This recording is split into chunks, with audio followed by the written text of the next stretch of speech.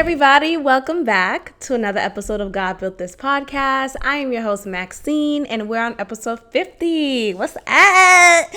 What it do, baby? We're in the 50s, nigga. Okay, so I want to not clarify, but give some more context to something I said last episode. Or was it the episode before?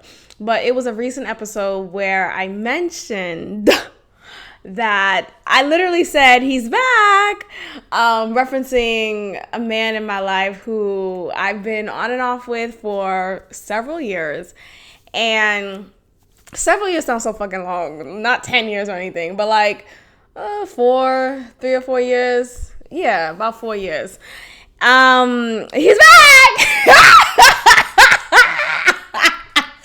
Let's start there. Okay, so here's the thing. And you know, when someone says here's the thing, it's like, oh bitch, what the fuck is the thing? I don't know. I'm a sucker for him. Primarily because every time we get back to being on, it's more than what it was previously. So I get more from him. I get more from his heart. I get more from his time. I get more. There's more that I'm getting from previous. So it feels like progression. And then at this space in my life, I realized that, and I talked about it before, where I feel like I'm not necessarily interested in a committed relationship with somebody, period, right now. And it's hard for me to vocalize exactly what that looks like. It's not like I'm not a proponent of a monogamous relationship. Like, I'm totally not into the whole polygamy type. Like, just that name is like, ew. But what I'm saying is I like to have my space and I like to be independent. And I feel like it's hard to do that in a monogamous relationship.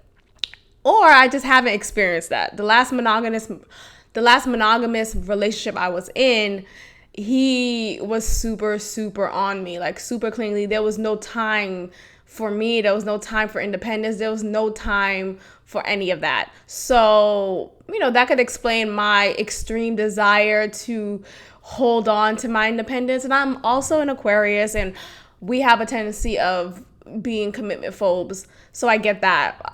So anyways, I'm saying all that for context because even though I've shared different moments of conflict with this nigga, yes, nigga, in the past, you know, we're all human. So I don't want to be perceived as that woman who kind of brushes things under the rug once things get good again, even though I'm clearly doing that right now. But I'm not. I don't know. I also feel like he's the only one in my life right now who I would entertain. Most likely will have sex with him. Like, that's not even a non-option. Like, nigga, what? Like, if we were in the same state, you know, in each other's company, absolutely. And I'm saying that because he's the only one who I feel comfortable with, and we have history, we have that connection with each other, and so it just feels right, you know? Like, I'm still celibate. I still haven't opened my legs to any of these niggas since I started my not giving a fuck for these niggas June of this year. So there hasn't been any progression in that as far as meeting someone worthy. There's been progression as far as being more in tune with myself, being more confident. And I talked about recently how I realized with my with my celibacy journey, and I don't want to say celibacy, I don't want to make it sound like this big old thing, but I mean, call it for what it is. I'm voluntarily not having sex for the time being until I want to and until someone is deserving of that. So yeah, I guess celibacy. But it's not it's not for spiritual reasons, religious reasons. Maybe it is spiritual, because I realized that, when I'm open my legs to these niggas, they're taking from me and I'm not getting anything in return. And, I'm not getting, definitely not getting an orgasm in return, nigga. Fuck. But I'm not getting any type of money. Like, I don't sound like a hoe, but you know what I mean? Like, I'm not trying to sound like that. But the least, if you're not getting me off, the least you could do is give me money to get my nails done. Just off of good gesture, just off of, I was thinking about you today, here's $50. That's all I'm saying. So I feel like, had niggas in the past who I've opened my legs to done that, I wouldn't be so gun-ho about reorganizing my list of priorities and boundaries. And that word boundary hasn't even been in my vocabulary ever since I decided to be on this closing my legs to these niggas journey this past June. So being on this journey, I've really grown into boundaries and knowing myself and knowing what feels right and being in tune with myself and being happy with boundaries and setting them up and setting boundaries with the friendships in my life. And I talked about, I recently ended a friendship with someone who I realized is toxic as fuck. And I feel like, had I not been on this journey of self-love and growth and reevaluating the people in my life and the purpose that they serve, I would not have been willing to end that friendship. And I'm just so grateful that I did. I'm so grateful that I put myself first. And some people like to say, oh, well, that's selfish. No, bitch, be selfish. Because when you're not selfish, you come home at night and you go to sleep and you realize, oh, no one stood up for you, including yourself. No one stood up for you. No one cared. No one loved you. No one showed out for you. And if you're not the one showing out for yourself and standing up for yourself, then who the fuck else will? At the end of the day, if everyone else fails, it's good to know that you stood up for yourself and you could go to sleep knowing that you had your back. I have moments when I feel like, man, I should have said this. It could be at work. It could be in relationships. It could be in any type of interaction with people. And I would beat myself up, figuratively, obviously, and say, man, I should have said this, or man, I should have been confident in my speech when I said that, or X, Y, and Z. And being on this journey, I realized I need to be more forgiving of myself, and I need to continue to speak up, continue to show out, continue to vocalize my boundaries, what's okay and what's not okay, X, Y, and Z. So anyways, getting back to that nigga, let's get back to him. So when we reconnected, and mind you, every time we reconnect, it's because of him. I've been pretty good. When I'm like, and I'm going to say when I'm done with someone, I'm done. It obviously doesn't apply to him because we always get back on. But what I mean by that is, like, when I say I'm done, I'm not ever going to be the one to creep back in, like your pictures, put a googly eye on your DM. No, like, if we're going to get back on, it's because you initiated it and I entertained it and opened that door. So that's what I mean. At least for this nigga, that's what I mean. Anyways, let me just give y'all some context. So, it was like a month ago, maybe two. I don't know. It was a little while ago. We reconnected and he just slid in my DMs again, because I had that nigga blocked. Or did I? I think I unblocked him for a little bit, or I just deleted his contact number. And the way my iPhone is set up now, all of a sudden, it used to not be like this. When you delete a number, sometimes Siri will say, oh, is this suggestion? Maybe. You know how Siri be doing that? Just really kind of weird. But anyways, He reached out, like after I posted my IG story per usual, and he reached out and was just like, I miss you. And I said this before, nigga, you can miss me to death, okay? I am in. That's like my love language. When you say you miss me, I'm yours. That's it. Everything I said, fuck that. So, but it was just authentic, and he's always been authentic, and I just felt more genuine ness from him, and I opened that door again. So once again, and I'm saying this to say, yeah, fuck it. We back at it again. No, but I'm saying that because I think, sometimes we could be down on ourselves for entertaining or opening the door for someone who we said we wouldn't anymore, or for someone who we've been on and off with. And I totally get that. There are some people who are toxic, and I think people could grow and change and get better.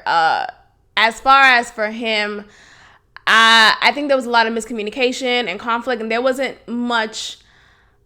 I think I wasn't vocalizing myself and my boundaries more. And so when he initially hit me up, I told him, because he said like an offhand comment again. He said something like, what he said, he was just talking about how, oh, you like, he was just showing his entitlement to my body. And, I'm not for that. I'm so not for that. So he said something to that sort where like, oh, you sharing my body with other, like just stuff like that to other niggas. Like he said a comment.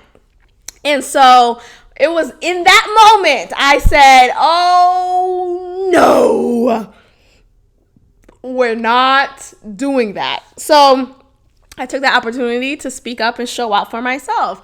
And so I said, look, it's comments like that bothers me, and I'm not tolerating.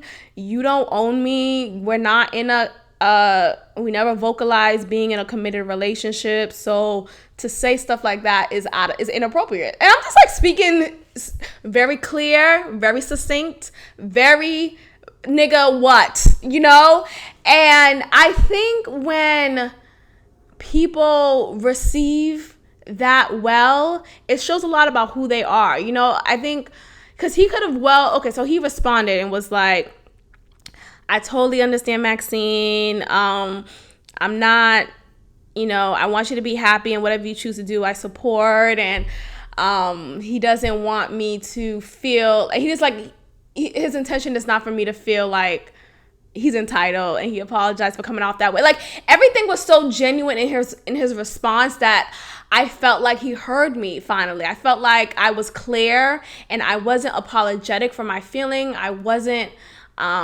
trying to dumb down my feelings. I think sometimes as women, we say sorry too much, and it's like, okay, I'm sorry, but I don't like when you say that. Or no, we shouldn't have to say I'm sorry for telling someone our boundary of how you speak or interact with me or interact with others about me, etc. And when I spoke to him, I was very clear, I was very succinct, and I stood in myself. I stood confidently in myself, and that was received well. So I saw that moment. I was like, okay, growth. That's growth. I thought that was amazing, because when I think about old dude who I dated here in Houston, I thought about him, and I remember I took opportunities to speak up to him for moments when I felt like he was being out of line. He never received it well. So like it'll be a couple of moments where I would try to check it right then and there. Like he said a comment about like my legs. I was in between waxes, and okay, so what? I got a little stubby hair. Like, nigga, what? It's hair. And I think, anyway, I could go on and on about pubes. Niggas really have, I think it's a society thing, because society says, oh, hair, well, pubic hair. So whether it's hair on your vagina, hair on the dick, hair under arms, nigga, even hair on the legs. That's not even considered pubic. I don't think so, but at least when I think of pubic, I only think of underarms and vagina and dick. But anyways, I was in between my waxes, and then he said a comment and was like, "Oh, little stubby, Max, you gonna get that wax?" Or like, just like very condescending in a tone that was very condescending. And it was like, nigga, what the fuck? Shut up. Like, just shut up. Like, are you gonna give me $65 to get a full leg wax? No, actually it's $71 from European Wax Center. That's where I go. Okay, no, so shut the fuck up. Like, stop. It's just dumb when people like to dictate what's appropriate and what's not when it comes to the physical appearance of a woman. Hair is hair. The same hair that's on my head is hair regardless. I wash myself. I'm clean. Just because you see a little stubble on my leg, you think I'm just like, oh, you gotta wash make sure you get a wax. Like, nigga, if you don't pull over, let me get off this car real quick. Anyway, so in that moment when he said that, I was like, okay, look, I don't like when you say that. You always make comments about my body. And he says like a couple of comments about my body as well, like, and my physical appearance, about my hair. It was just annoying. So it was just a multitude of things that I spoke up about, and he always received it poorly. He didn't receive it. He always responded with a defense like, well, Maxine, if you don't like it, then we don't have to talk. We don't have to continue dating. We don't have to, look, I like what I like. And it's like, nigga, what? You're not even hearing me. You're not hearing me. You're expecting me to be on point for you every moment you see me, and that's unrealistic.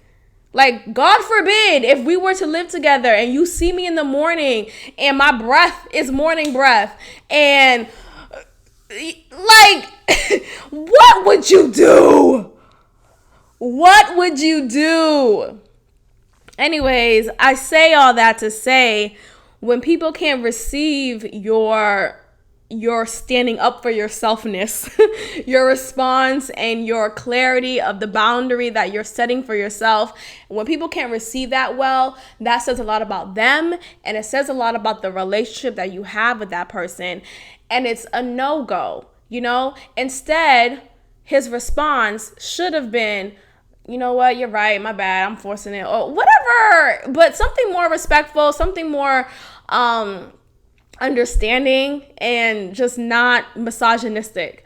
So that's what I noticed in that moment when he did that. So when I was reconnecting with my nigga from back home, and when I said that to him, like, look, you're not entitled to my body, I don't appreciate you making those type of comments, and he received it well and responded in a genuine way. It wasn't like he was trying to like show out, or he wasn't like writing a script. It felt sincere. So I took that and I strode with it. Like, it was a moment of victory for myself. Like, yes, I spoke up for myself. I set my boundary. You can't do this. I'm not allowing it. And you received it well. Like, yay. And it says a lot, when people can't receive your boundary, there's no friendship. There's no future in a friendship or relationship anymore. There isn't. You have to be clear. And it's not like you're saying, this is my boundary. My boundary is X, Y. It's not, you're not really even saying that word boundary. You're saying it in different ways. You're saying stuff like, look, I don't like when you say that. And that's a boundary. That's a boundary. I don't like when you expect for me to have my nails done all the time and you're not contributing. The boundary is, if you're not contributing to my physical appearance, don't at all have this expectancy for me to be on guard. Or it's not even just that, the contributing part. It's the fact that you can't be a real ass nigga. Like, really, a chipped nail is gonna just make you so unattractive to me? Go gain 5 more inches in your dick. How about that?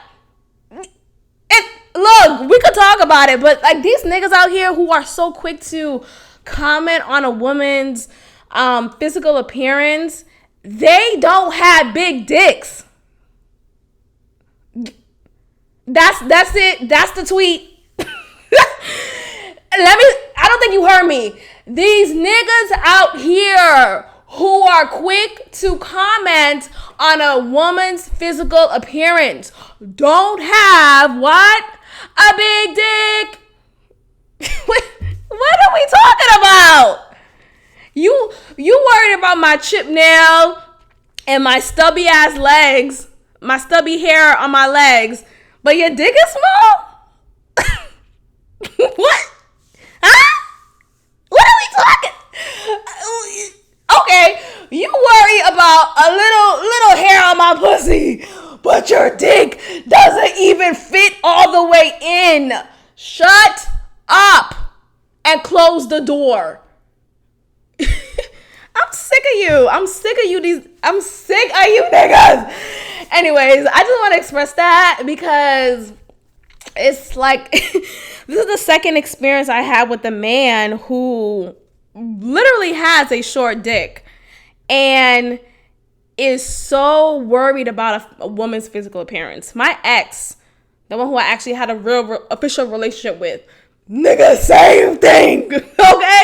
So worried about how I wore my hair, so worried about the clothes I wore. And it's like, first of all, you're short and your dick isn't there.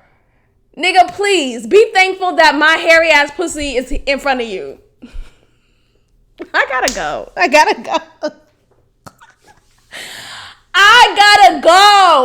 And I'm saying this because there's an audacity niggas have out here. And if we as women aren't quick to nip it in the bud, then they're going to continue to expect that this behavior is okay. No. And these pick-me ass women, I haven't met a pick-me woman. Pick-me, for those who may not be aware of that term now. So I'm heavy on Twitter and I learned about it via Twitter. Pretty much a pick-me is a woman who agrees with everything a man says, a woman who is not a girl's girl. She is totally a proponent of misogynistic ideals. And she is like against feminism, against womanism, against bitch women, okay? And a pick-me is a woman who is whose sole focus is being the perfect wife, the perfect girlfriend, the perfect that image to be that. And I'm not it, okay? Don't pick me.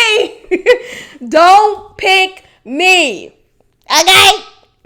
So that's just what it is. So I think oftentimes when we're not vocal about what we will tolerate, and not just vocal, but also showing it in our behavior, like, look, I said what I said, you can't respect it, then I'm not going to spend my time with you until you are able to receive me better and meet me where I'm at.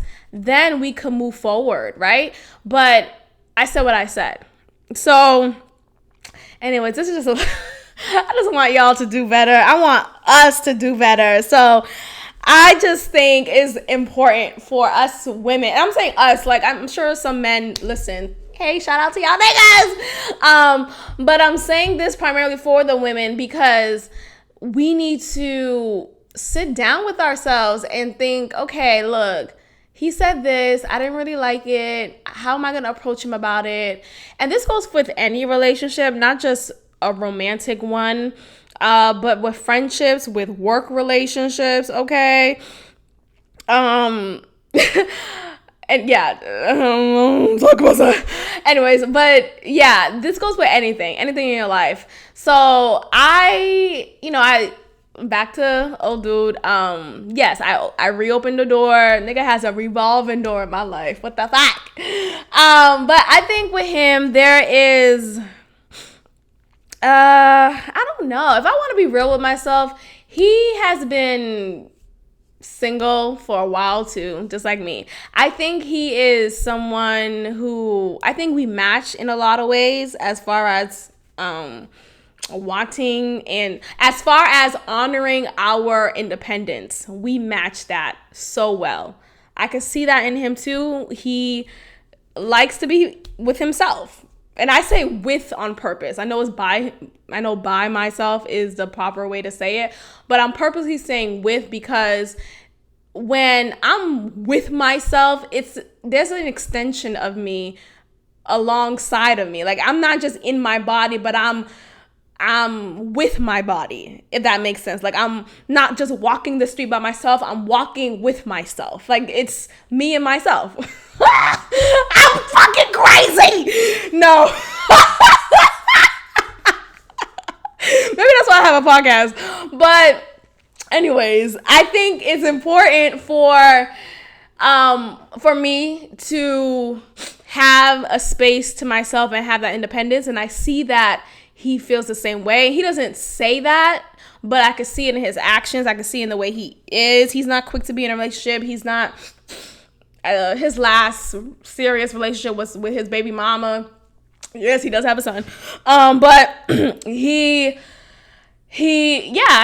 the same way. So when I think of us, there's that understanding. Like, there's no clinginess. There's no, hit me up every second of the day. But he has been more consistent now. He has been really inviting himself and re-entering into my life, and I appreciate that effort. And it doesn't feel haughty. It doesn't feel like it's a lot. It just, I don't know. And I think because of the distance that we have within each, like, amongst each other, it makes it easier. So I don't know how that will look in the future. Do I want to be in a committed, serious relationship with him? Nigga, we'll fucking see. Like, we'll see. Everything is literally day by day. We'll see. We will see. Am I opposed to it? And I hate when people do that. They ask a question out loud. Now, am I like, bitch, what the fuck? Just talk. But I'm saying these questions out loud so I could properly answer them, because I'm thinking them, so I'm just saying it out loud. Anyway, I don't know. Honestly, it's a we will see type of thing. We will see. I'm not against it, but I'm not necessarily for it. Okay? We had a moment. It was like this movie magical ass moment, like a couple of weeks ago, when he was leaving Houston and I was leaving Boston, both returning back to our respective residencies, and we ran into each other at the airport right at the same time. We knew we was going to be at the airport. His plane got delayed, mine got delayed, but I didn't realize we were going to be at the same fucking gate. I didn't realize he was going to be on the same aircraft that I left from. So it was just very interesting. So as I was leaving the gates, I had a feeling, I'm like, oh man, what if I run into him? Mind you, my eyebrows aren't on. Like, my eyebrows aren't filled in at this point. I mean, I look good. I still had like a nice outfit on, but I look rested. Like, I looked like I was just knocked out, and I was. But I said to myself, look, just in case we can run into each other, like, just in case, because he did text me, and I read his text as soon as I landed. The text, comes in afterwards, and he said, oh, we may run into each other. Like, he just said that. He just said that. So I said, you know what, just in case we do, let me just go to the bathroom real quick and freshen up. So, but we didn't know we was coming from the same gate. We didn't know any of that. I didn't know where he was coming from, at what point he was in the airport, and like, we didn't know the logistics of all that. But I said, look, as soon as I get off this airport, I'm gonna keep my head low, run to the nearest bathroom, and see what I can do. Okay, so thankfully I had my Anastasia dip brow, okay, my eyebrow tinsel, and did the damn thing. I put my face on. I didn't put a whole makeup on because anybody got time for that. He's seen me in my natural state. He still likes what he likes. He still likes. I'm still looking right. But just for me, I like to have my eyebrows on. It has always been just a thing that I've done ever since I was a kid. Like, I've always had very thin eyebrows. My sister has thin eyebrows. My mom has. It's in the family. So it just has always been a natural thing to put your eyebrows on before you leave the house. It's not about having your face beat. It's not about make sure you have your concealer, your foundation. I don't mind having all that either. But regardless, if I don't have anything, I have my eyebrows. That's a t-shirt, right? If I don't have anything, I have my what? Eyebrows, okay? So that's what I did. I put that on, and he just popped up. So I leave the bathroom. I'm walking. I'm like, and I see a nigga. I'm like, oh, God, is this the nigga? Is this that nigga? Who's this nigga? So I'm like, look, watch this in. Mind you, we haven't seen each other in months. We've talked here and there throughout the months, on and off, consistently, inconsistent, whatever. But we haven't seen each other since January, okay? This past January. So, but I knew it was him. I knew it was him as soon as I saw him. He was like in the distance, and I'm like, oh God, should I turn around? Mind you, I had no other way to go. There's only one way exit, and he's coming this way towards his gate. So I'm walking towards, I'm like, hi. Mind you, I already knew it was him. So I'm like, let me just like play it up. I was still excited to see him, of course. But I guess my hesitation just comes from, oh gosh, I hope I look enough for him. I don't know, just we haven't seen each other in months, so there was some anxiety there. But we literally I ran into his arms. He gave me a nice hug. Mind you, he's not affectionate person at all, okay? If I could label him as the least affectionate nigga, he got that title, okay? And that's just him. He's like kind of super hard, you know.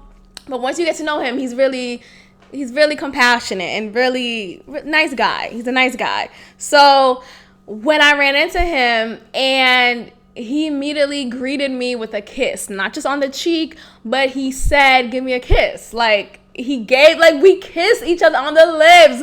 I feel like I'm sounding so juvenile, like a teenage girl right now, but it's a big deal because he doesn't do that. We don't do that. He doesn't really do any of that. He's kind of too cool for school type of nigga. So, and it could be because obviously we haven't seen each other in months. So it was just all of these feelings came at once, and seeing each other was just like, it was a nice jovial moment. So we kissed several times, all initiated by him. It was just like a moment that we had. It was so magical. He was going into the airport. We're going into the aircraft. I'm leaving to go pick up my car from the parking lot. And we just had that moment. It was literally a moment that we shared, and it just felt so good. It was a nice moment. So we was like gushing about it afterwards and saying, wow, it's crazy that we just ran into each other. That means something special. And he's quick to be like, oh, that means something special type ass nigga. He's that. I'm over here. I'm the one too cool for school. Like, okay, great. Let me know when you made it home safely. Like, I'm not interested in diving into my feelings and being sentimental. That's the Aquarius in me. But he's a Pisces ass nigga. And when he feels, and when he's irritated, or when he's feeling a little emotional, not in a crying type of way, but like when he's expressing his feelings, he does that. And it's pretty interesting when he does. So it gets me to be a little bit more open and vulnerable.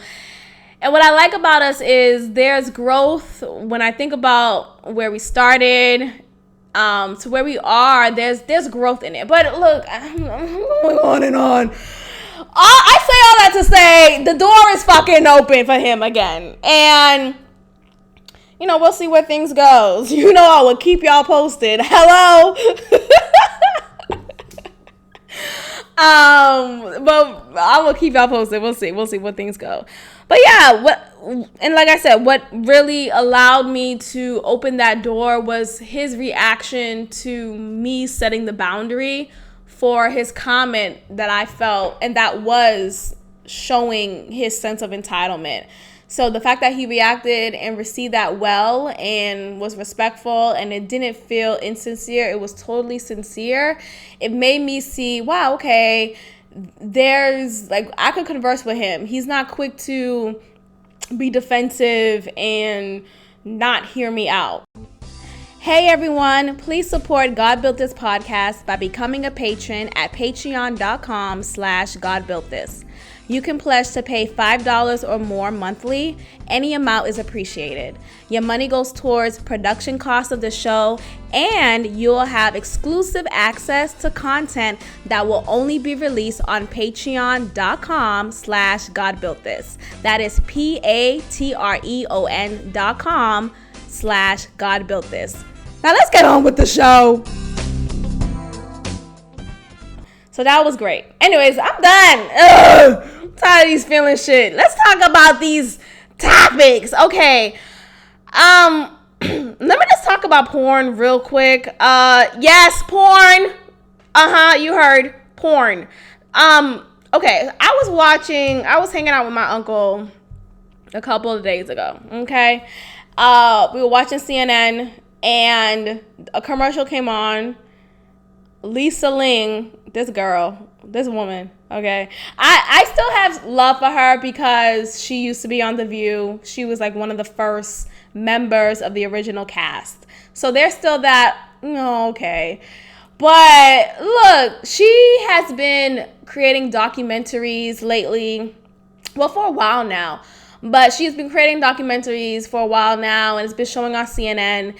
And her most recent documentary, which will be coming out soon, actually, is about porn. The exploitation of porn, or the hyper focus of porn. It was just, there was a commercial that came on for it, and she says, I'm going to type in porn in Google and see what pops up. Bitch, what? Titties and dick. That's what pops up. Like, look, maybe I'm just so fucking open-minded and free-spirited that I don't see the big deal. I don't fucking know I'm a Christian anymore. We'll see about that title. But I think this society puts too much focus on things that are just so not a big deal. Like, we put too much focus on sexuality, on sex, on cursing, and nigga, what? Like, of course, exploitation of anything is bad, right? Exploitation, what is that? When you are selling someone's body, degrading them, and it's all being done without their consent, okay? That's bad. That's exploiting something. But to kind of put this shame upon porn in general, like that, it's just this nasty, bad thing. It just makes me question her intention. Like, so you mean to tell me you never watched a porn flick before, but now you're over here talking? I haven't seen the documentary. I'm just going off of the trailers that I've seen for it. And mind you, we were watching CNN. Me and my uncle were watching CNN for like an hour, and the commercial came on several times. It was different parts of a trailer for this documentary, so we saw different parts of it, and it was awkward. Like, even though I'm 28 years old, he's a grown-ass man, we talking about porn, it's weird. But we didn't talk about it. We just saw it on the commercial and then moved on to the next commercial. But as I was viewing this commercial, I just thought it was very dumb. It was just fucking dumb. Like, really, can we talk about sex trafficking instead? Like, can we talk about and maybe there's examples of that in porn. Maybe there are women who are forced and coerced into that industry, and I believe that. Of course, there's always bad with good, and people can say, well, how could you say there's good in porn? Look, whatever gets you off, as long as it's legal and of age, of consent, then why are we putting so much energy in just this word porn, like when you say the word porn, is like this negative connotation, and I get it, but then I also feel like we need to do better as a society and not give a fuck. Like, can we just not give a fuck for once? No, like for once, can we just not give a fuck? Okay, thanks. Like, that's it. I just think, why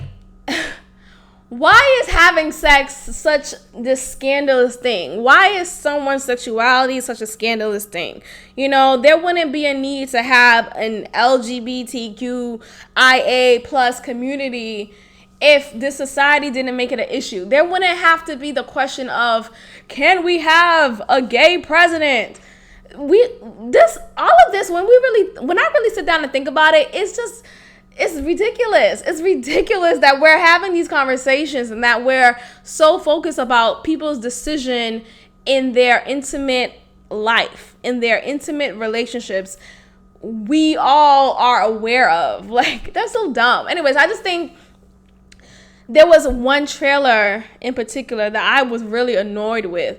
So there's been real life cases of female teachers who, I don't think they were actual porn stars, but they had like nude pictures floating online because of an angry ex, or because maybe they did some modeling in the past and it just creeped back up again, and now it's viral. Now their students most likely have access to it and have viewed it. The parents of the students have viewed it, and now the teacher, the female teacher, is looked at as this impure, vile human being. Oh my gosh, she has boobies and she's caressing them and she's licking her it's just like, okay, like, I don't think it's a big deal. I don't feel like people's job should be jeopardized because of a past decision, because of a current decision, nigga, because of a fucking decision about their body. We're so hyper focused on the female's body, and I'm specific for the female. Of course, there's males in porn, right? But there's no, oh my gosh, the male teacher's dick pics gone viral and now his job is on the line. No, it's always for the women. It's always for the women. And I don't know too many female teachers who happen to have, nude pics. But we live in a day and age where things go viral. Okay, fuck, this podcast may turn into a viral thing, and the wrong ears may hear and judge me for it, and an opportunity. I don't want to speak that, but my point is, what the fuck? Who cares? Who cares? And I just don't like the fact that she's making this documentary about porn.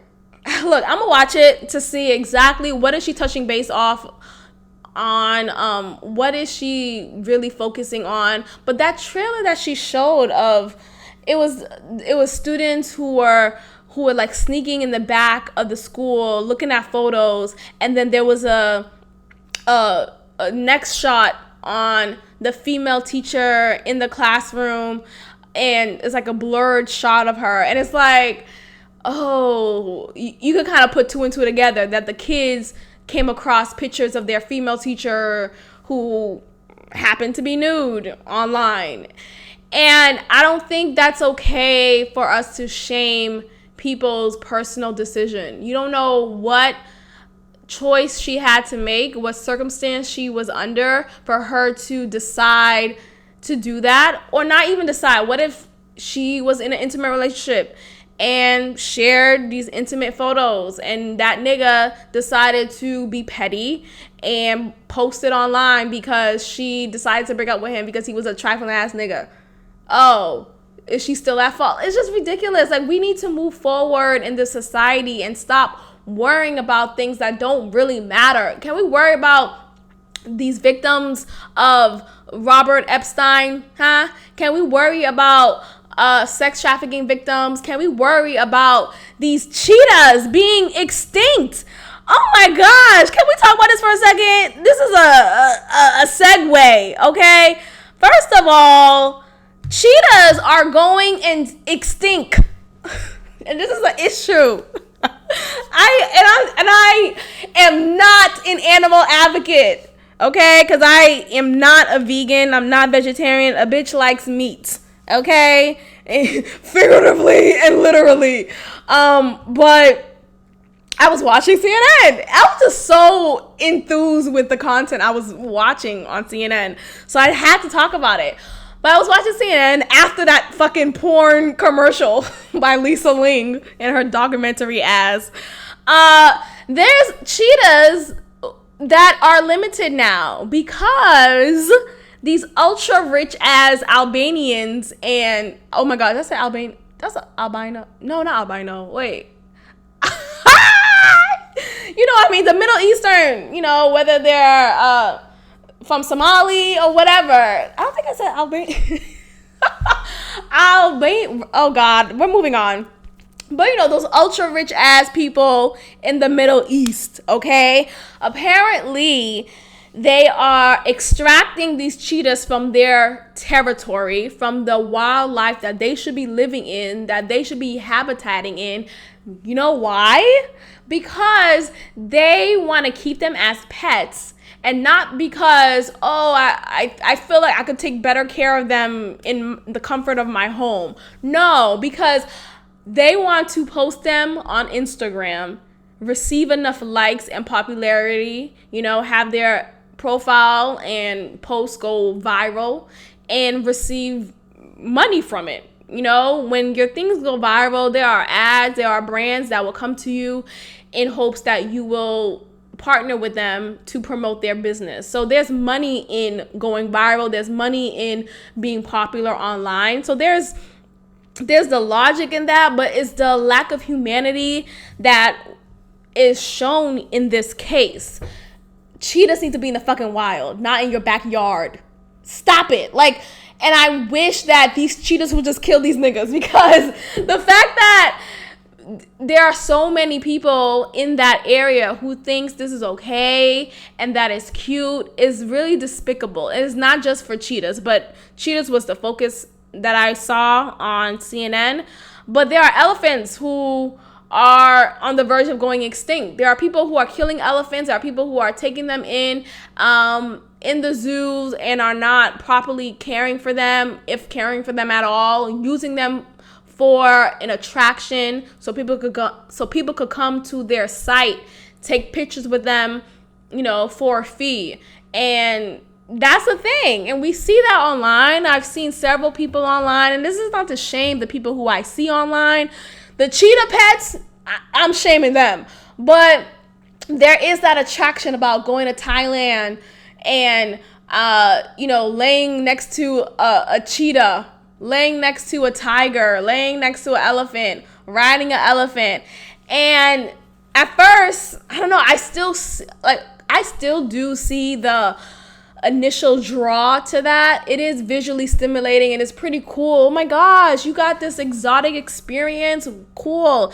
But then when we remove that exotic experience and we consider the fact that these animals, these wild animals, are being taken away from their habitat for your gain, it's kind of despicable. I'm just questioning myself as a human being, and I'm thinking, wow, I used to really enjoy and I used to like those posts. And sometimes I still do like those posts, right? They will come up on my feed sometimes here and there, and it's engaging, it looks visually stimulating, and it's cool. But it's really sad that this is how things are right now. I think about slavery. I think about slavery of Black people, the chattel slavery that my ancestors endured. And it's the same thing. We were not looked at as human beings. We were not looked at as respectable beings. And so we were treated as animal, right? We were treated less than. We were not treated as human. And yes, these animals are not human, but I also think that we should have a respect of life, period. We should respect life, whatever life looks like, whether it's in the life of an animal or the life of a human. We should respect life. And I should not have greed to the point where I'm going to extract you from your method of living, from your habitat, from your comfort of living for my personal greedy ass gain. It's pretty despicable. So I just wanted to keep that out there. Save the cheetahs. Save the cheetahs. Okay. Let's get into one more thing I watched on CNN. I really want to talk about. Okay. Listen to this. Okay. You know, I always talk about faith on this podcast. You know, I have been very transparent about my spiritual journey, and I'm proud of it. I also want to make it clear that I recognize that there are people who really rely on faith for survival, right? There are people who have nothing but their faith. They don't have money, they don't have family, they don't have love in their life, but they have a love of God. You know, they have love for God. They have love for Jesus Christ. And I respect it. I get it. And I think I come from a place of privilege to question and to challenge the love people have for Jesus Christ, the love people have for the religion that they stand in. So I do recognize, and I'm just now recently recognizing the privilege I have in being able to challenge that. I think about the hurricane that happened in the Bahamas, Hurricane Dorian. First of all, why do these hurricanes have these nigga ass names? There was Katrina, Dorian, and I heard hurricanes are named after the weather people who discovered the hurricane. But you mean to tell me there's a Dorian who's a weatherman? I mean, look, I'm not saying they can't be, but I don't know. Anyways, let's get back to the point. The point that I'm saying is, when I look at the people in the Bahamas, and I was watching different videos and different interviews that the people in the Bahamas were having, telling us their life circumstance, how their home is destroyed, what they knew of life in the Bahamas is now no longer, yet their love of God and their faith has restored them, or is restoring them, or is helping them to get through this hard time. And I can't be mad at that. I think it's so amazing that people, they do their best to survive. They do their best to thrive, and they may not have enough money, they may not have anything, but they have God. They have Jesus. They have their faith. They have their religion, and it holds them. It sustains them. So I don't want to say never, but I don't want to come across as not understanding of that. I'm sorry, y'all. I don't want to come off as not understanding of that. And I don't want to sound like I don't give a fuck. You shouldn't be talking about look, whatever faith gets you going, get it going. That's cool. But I recognize that, wow, when you live in the Caribbean and you live in a space where you are at risk of having everything that you have built destroyed and eliminated just like that, that is pretty scary. Like, you don't have time to question if God is real. You don't have time to question the religion that you grew up in. Nigga, that's all you got. That's all you got. So I get it. I totally get it. And there's so many people who, like people in my life, Haiti is another space that has been tormented by natural disasters and destroyed yet built again. And it's always been a thing back and forth. And faith is all you got. So whatever faith you have in, whatever it is, that really helps sustain you, because you don't have anything else, right? And I come from a place where, I do have more. I come from a place of privilege. So I recognize that my space of privilege, I'm able to even come to a point where I could question anything. So I'm going to be more graceful in how I discuss faith. You know, instead of being down about people who are so quick to not accept or not come to terms with their native religions and native practices, I'm going to be more understanding and understand the fact that they come from a history that didn't have much, and faith was all they had. Anyways, I'm still doing me. But my point is, I get it, and I feel like I'm sounding like someone spoke to me about it. No one has, but myself.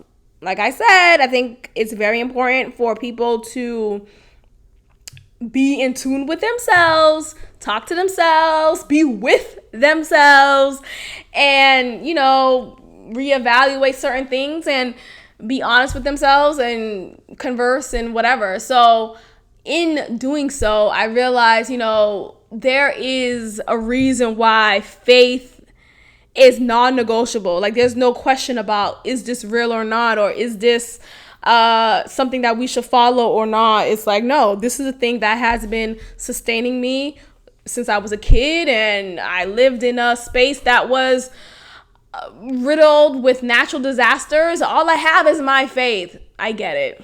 Go ahead. Totally get it. So I say all that to say, you know, yeah, believe what you want. There was a point when a news reporter from CNN, maybe CNN's the problem, huh? No, but before we get to that, I mean, I think with the term natural disaster, it feels like, you know, you can't do anything. You can't do anything but try to vacate the premises as best as you can, as early as you can, and rebuild after the storm, right? But there has to be something that we could do to fix the natural disaster. Like, isn't there? With all the science that has been done, that has been progressed throughout the years, throughout the decades, you mean to tell me there's nothing we could do about protecting the land that are more susceptible to natural disasters? But then I feel like that's an oxymoron, because it's a natural disaster. You can't defend yourself against a natural disaster. That's like defending yourself against God, whom I still believe, in case that's a question. Of course I believe there's a God. But I don't know. I do wonder about that, because I just think about all the strides that we made in science. You know, we have fucking GPS, y'all. You mean to tell me we can't put a plane in the sky? I don't know. I'm not a conspiracy theorist, but then I am sometimes. I do wonder. Anyways, there was this reporter who spoke to a Bahamian man who, first of all, I'm not laughing at him or anybody else at this trying time. I'm just, you know, I like to joke to make things light, because the reality of things are not always pleasing. So a joke always helps, right? Anyway, this Bahamian man, he happens to be not just blind, but yes, so he's blind. Yes, it's that. But then he has a son who has cerebral palsy, okay? His condition is extreme to the point where he cannot walk on his own. He has to be aided by his father, who happens to be a blind man, okay? Mind you, the son, even though he's 24 years old, he's a man, he's not. You know, he's not a man mentally, he's not a man physically. He needs help in all ways than one. So, nigga, that's already like shit. Fuck.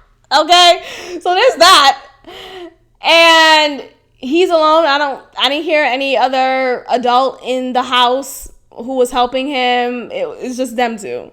So you got this blind motherfucker and a nigga who's, damn, like, who the fuck fucked y'all over in the previous generations? Because I really do believe that there is something happening there's something that made that to be the case. No, I don't want to get no email or no bullshit, but the fuck, you're blind and your son has cerebral palsy? Oh, wow, okay. Shit, I will have faith too. Anyways, I'm kidding. Just kidding. I'm trying to get through this moment right now. Okay. Anyway, the reporter, so just long story short, the father, who's a blind man, had to carry his son out of the however feet of water they had in their house into a space of safety. And thank God they're both doing well. They're alive. That's how I could crack these jokes. But the fuck, you're blind and your son is retarded. That's hard. That's devastating as fuck. Anyway, the reporter asked this blind man, so what are your plans now? Yes, she asked him, what are your plans now? And I'm watching this in real time. Like, is this bitch for real? Nigga, I don't know what his plans are now. What are your plans now? Oh, you can go to brunch right after leaving your fluffy job that has great health care. This nigga doesn't have any government assistance. He doesn't have any support. It was just him, his blind ass carrying his son who has CP or CB, cerebral palsy, so CP. And you asking him what his plans are? Nigga, he don't know his plans. The fuck? What are we talking about? So I'm just sitting there like the balls of this woman, and I feel like in moments of trauma, we lack what to say. We don't know what to say. We don't know if saying this is okay. People are so quick to say, after you get into a car accident, your head split open. Are you okay? Bitch, I'm dead. No, I'm not even here. This is my spirit talking to you. I'm not okay. The fuck? Anyway, so she asked him that. Sorry, excuse me. She asked him that question, and he's sitting there like, I don't know. I don't know what he responded so respectfully. And I think it's all because of his faith.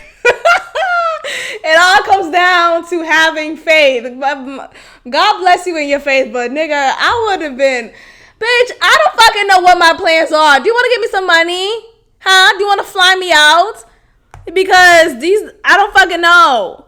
And you got Donald Trump over here talking about, there may be some bad people from Bahama trying to come to the U.S. They have to make sure they have their papers. It's like, I'm tired. Stop it. Okay. Last but not least, I'm going to talk about Bernie Sanders. Okay, so he was at one of his campaigns. As we all know, he is running for presidency. I'm leaning more towards Bernie. I am, but we'll see how the debate goes on Thursday of this week. So, okay, so he said a comment at one of his most recent campaign trails. He was expressing his support of women having access to birth control, okay, and his support of abortion.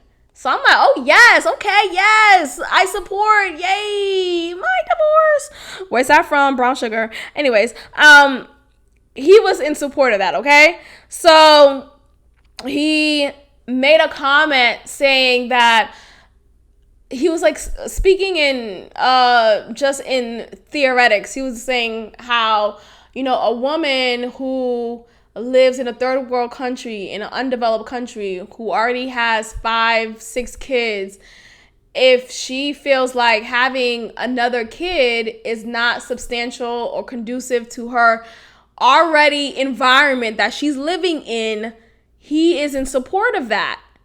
Bitch, haven't I been saying this? I am in support of this. I am for this. Why? Because If you already are living in circumstances that is already of struggle, you already have about 6, 7, 10 kids, probably doesn't have a man in sight, or maybe she does, but in theoretics, this is more of a reality for women than we recognize. At least white women don't recognize this. White conservatives in particular don't recognize this. Religious people don't recognize this. There are people out here, there are women, there are mothers out here struggling with the kids they already have, with the tidbit that they already have, with the life they already have. And they happen to get pregnant again for whatever reason, whatever happened, right? And now they have the choice, they have the option, they have the conversation to whether I terminate this pregnancy or not. What is conducive? And some people like to argue, well, God will make a way. Have faith. I know I'm sounding so dismissive when I say faith, but it comes off dismissive when people say stuff like that. Have faith. God will make a way.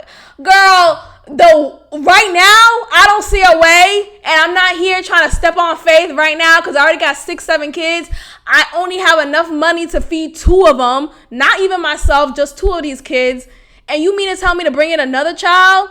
And then the argument could be, oh, well, you should have known better instead of, having unprotected. Shut up.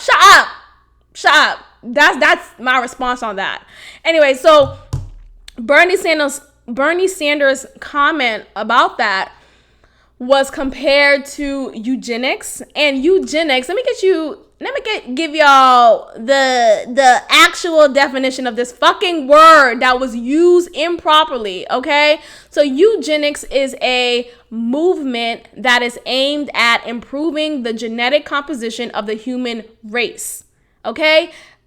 Let me say the key words: genetic composition, meaning if you find out you're pregnant and you're a couple of months along and you're able to see through ultrasound, your doctor is able to communicate to you and say your child will most likely have dark hair, strong features, will have this big nose, or maybe handicapped, right? Whatever it is, and you decide, look, I don't like how my child's going to look based off of what my doctor says will most likely be the case, I'm going to terminate this pregnancy based off of that genetic composition, okay? That is not okay. That's ridiculous. Look, no, I'm not an advocate for that. That is selective breeding. That is trying to achieve this aesthetic goal that you have based off of societal preference, based off of just bullshit, okay? I don't agree with that. Yet somebody was comparing that to what Bernie Sanders said, and that has nothing to do with what he said. Bernie Sanders is an advocate for women having the choice over their bodies based off of us having choice over our fucking bodies. That's one. And he gave the example of women who are unable to afford the life they already have, saying, look, this is not feasible for me to have another kid. Let me not have this other kid. That's it. It's not about, oh, I want my kid to only have black hair and this kid's going to come out blonde. No, it's not that at all. So shut the fuck up. That's it. I've said enough. I'm going to wrap it up here. And I want to just say thank you to everyone who has been tuning in, who has been commenting, who has supported me and been sharing this podcast. Continue to share, continue to tell a friend, and please follow our Instagram page at God Built This, okay? And also, I look forward to receiving any emails, any listener letters, any topic suggestions, and reading your comments. So I'm out. I will check in with y'all next week. Peace. Thank you so much for tuning in to another episode of God Built This podcast with your host, Maxine. Be sure to follow and subscribe on Apple Podcasts and SoundCloud, and also leave a comment. God bless.